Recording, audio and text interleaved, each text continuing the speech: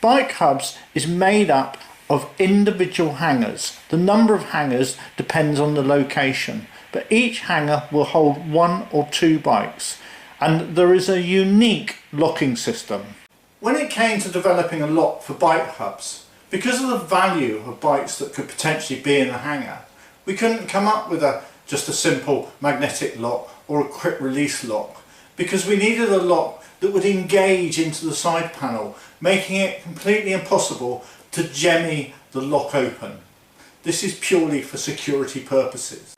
So to lock a bike hub, you turn the knob anti-clockwise and pull it out, and this in turn engages a latch at the back held on by a 16mm hardened steel bolt.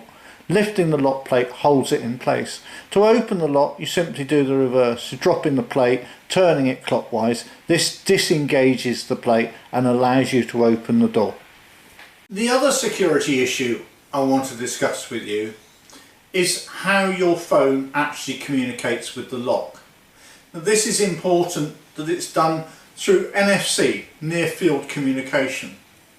The problem with Bluetooth or Wi-Fi is if you're communicating a code to a lock, anybody within a 30 or 40 foot radius of you could in fact copy that code. So the positioning of the phone is incredibly important, and try and hold the phone, don't swipe it.